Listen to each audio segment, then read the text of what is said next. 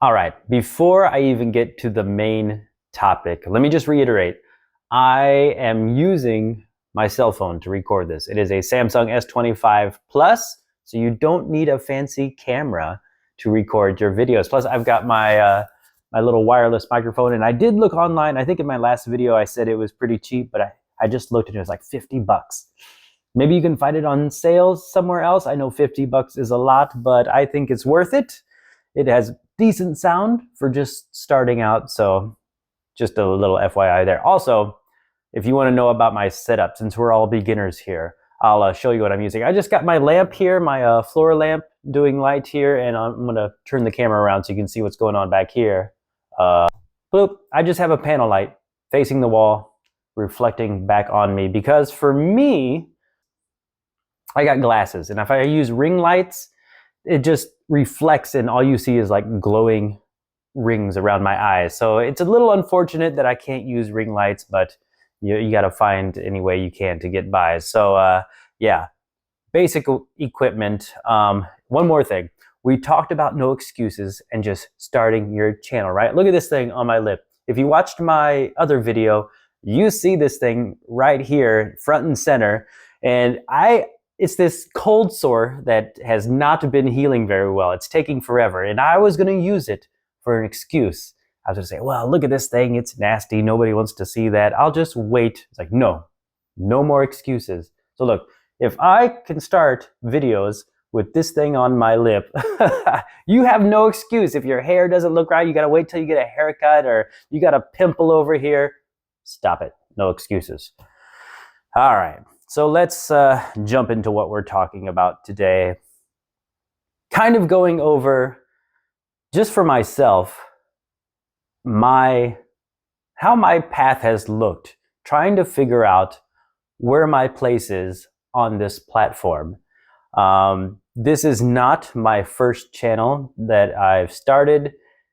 It goes back to a long time ago, back when YouTube was just a baby. And I, just on my normal everyday channel that I watch videos on, I uploaded videos, just silly nonsense. I kind of drifted into talking about sports and then went back into just silliness. But so I've been uploading videos since forever ago. Of course, there was a long period of time where I stopped.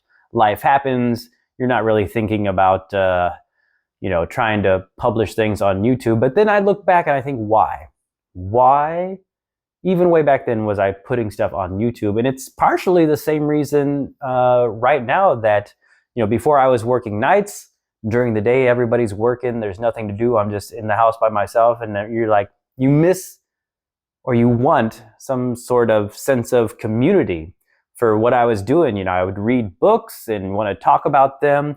I started like blogs, but by that time, blogs were kind of coming obsolete and YouTube was taking over. So I just wanted to make stuff, partially for myself, just to entertain myself during the day, but hoping that other people would find it and maybe find it entertaining too. Nobody did. But like I said, life happened and I stopped, and it really wasn't until, I guess 2021, that fun period of time for all of us, when I started getting back into reading. And that's when I really discovered the booktube and people doing reviews, because I was reading these stories, and with my small circle of people I'm really close to, nobody else is reading stuff. I have nobody to talk to. I'll read these amazing stories, and then, hey, I want to talk about it. I want to see what other people think. So that's when I jumped on YouTube and started checking out book reviews and seeing this big community that was out there, not only of creators, but all the people commenting on it. I'm like, oh man, it would be really cool to be a part of this. But then the pandemic started to wind down. I moved back to China, found work, and kind of forgot about YouTube again. Until a few years later, when again, the drive to read grasped me, and I went nuts. I was reading a book a week, if not even more.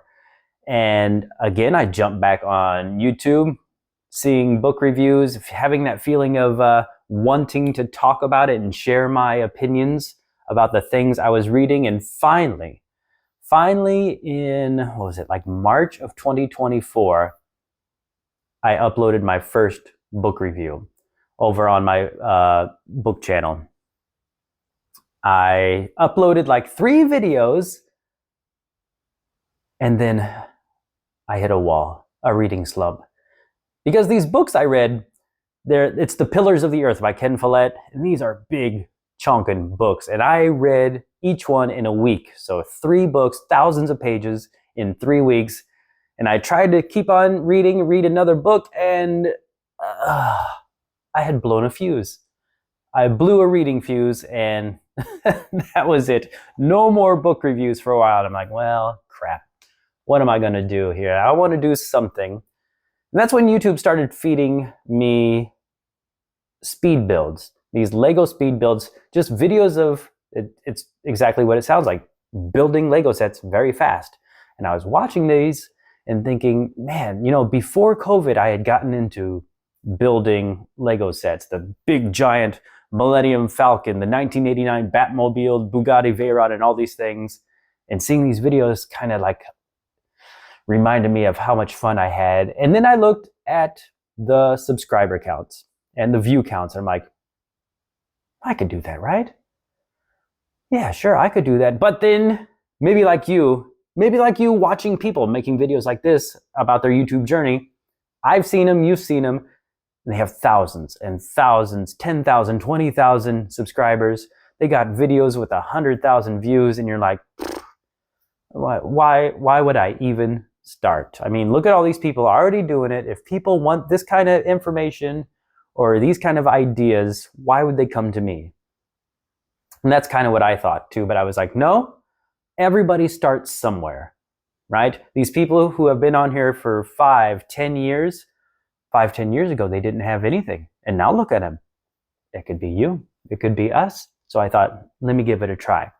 So I started that Lego channel. And in the first month, I got 100 subscribers. And I was like, whoa, look at this. This is going to be easy. No problem. 100 subscribers. I'm going to keep on going. I was doing like three videos a week because I just really wanted to throw content out there just so YouTube could get to know what I was doing and feed my videos to people. And I thought, 100 subscribers in 1 month, I'm going to be monetized in a year, and look what I've done. Well, it took 3 months more to earn my second 100 subscribers, and by the end of the first year, I only had 250 subscribers. Now that's a lot. If you ask us right now about our new channels, hey, would you like 250 subscribers in a year? I'd be like, yeah, that'd be pretty cool. That'd be awesome. But after that first month, when I got 100 subscribers so easily, you know, I had high expectations. I was like, yeah, this is going to be awesome. And that's one of the things that the Lego channel taught me. It's that you cannot expect anything. What's the phrase? Like past success does not equal future success.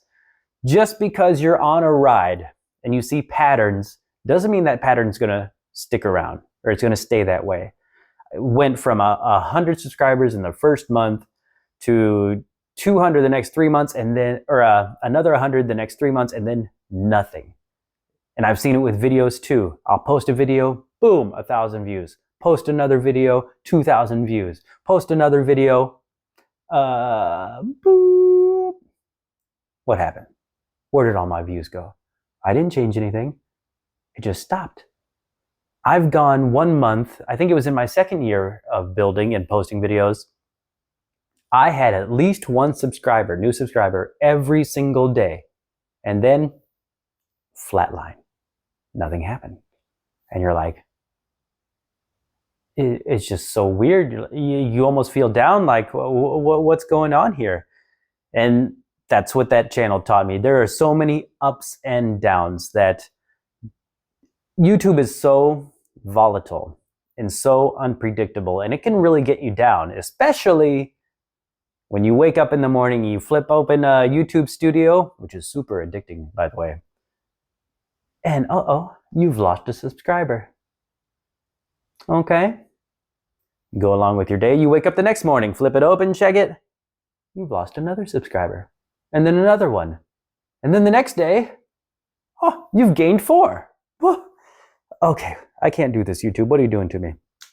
And it sounds silly to be doing this with one subscriber here, but when you're new and you're starting out and you don't have a lot going on with your channel, 1 subscriber, that's everything. That's like, woohoo!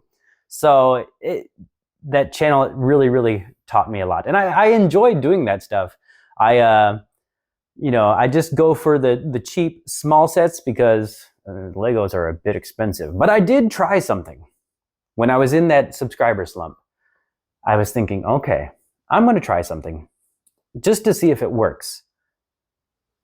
I waited for the next latest and greatest Lego set. The next big set they're promoting, I'm going to buy it. I'm going to buy it day 1, and I'm going to put out content for it that week and see what happens. Now, I knew, again, there are other much, much bigger channels who also get these sets ahead of time. They can upload their videos faster than me before I can even get my hands on a set. So I know I'm already behind the 8 ball on this, but I just wanted to try. Let me see what happens if I try to follow what other people are doing, if I'll get any traction. So at the time, Lego, they put out a couple of big Lego Technic Formula 1 cars, a Ferrari and a Red Bull. I bought the Ferrari. I did an unboxing video, a speed build, a review, and I put up a short to promote all those things, all within a week. Different days in the week, all within 7 days of its release. And how do you think it did? Didn't even crack the top 10. I had tiny little Lego sets meant for 4-year-olds that performed better than that brand new, well-publicized set. And so I thought, okay, all right, that teaches me something, that you don't have to do what everybody else is doing. You don't have to try to jump in there with the sharks. You can find your own path. I just have to find a different path, a better path to go along. I don't have to worry about, and for one thing, I was like, phew, I don't need to, because if that worked and that's what I had to do, I'm like, oh, I'm gonna have to spend so much money just to get people to watch my channel. I didn't want to do that. So I was kind of relieved, but it was just an experiment. Let me check here. I have not kept up with my script. So basically, the lesson learned with my Lego channel is it's unpredictable. Whatever happened in the past, don't expect that to continue to happen. Anything can happen. What's the phrase? Expect the unexpected on YouTube. And that's what I've had to do. Now, I started a couple more channels. Just testing waters. Like I said, like we're talking about here, finding your place. What are you going to talk about? What can you talk about that excites you, that's you're passionate about, that you can talk about with enthusiasm? And I thought, I like watching anime. And of course, there's all kinds of people reviewing anime. I'm like, well, let me try and talk about it, because anime stories are very engaging. There's a lot of action, a lot of drama, a lot of emotion. And so I thought, okay, should be no problem to talk about shows and movies. So I did it. And I published, I don't know how many videos, but I watched a lot of shows and a lot of great movies. And then it's like, this isn't really working for me. I'm not enjoying this, because the thing I used to love to do, watch anime, now I'm sitting here watching it, taking notes. Stop it. What was that? Like breaking it all down. I lost the fun of just being there in the moment, soaking it in without, having to think about anything. I could just turn my brain off and enjoy. But when I started the channel about this thing I love, it became work. It became tedious. It became not fun. So I threw that out the door. Then, since I'm here in another country teaching English, I'm like, oh, I can make videos about speaking English. So I did it. I uploaded a ton of shorts, started a whole brand new channel, new logo and banner and all that work. Uploaded a whole bunch of shorts, a few videos, a few just like basic stories with some pictures, and got up to like 150 subscribers in I don't know, a month and a half, 2 months, it just, but again, I was like, I don't want my day job to become my free time job. And if it was just about success and maybe just getting subscribers and views, I guess I would have kept along with it, but I was just not enthusiastic about it. So I set that aside. And that leads us here to where we are on this channel. Now I am going to continue doing my book reviews. You know, see, I've got a whole bunch of books here. I've got a bunch over there. I'm going to continue building fun little sets. I've still got some I've got to put together and throw up, but I think this channel can be something more meaningful. And if you watch my first video, I kind of talked about why I'm starting this, but it would just be nice to talk about life, talk about this experience of being on YouTube, talk about just random things going on, and just kind of, you know, experience things together, you know, seeing what people have to say in the comments. I just want something more meaningful. The other ones are fun. They're fun to talk about. But sometimes I feel like with those, I'm just making content for content, and I hate that feeling.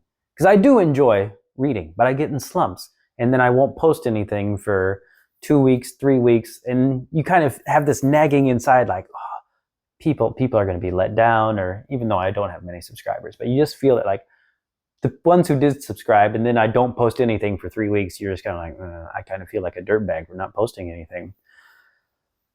And I don't like that feeling. So I want this one, when I post something, to mean something, or at least be important to me, whether it's about YouTubing, life. You know, I'm over 40, and there are a lot of changes coming.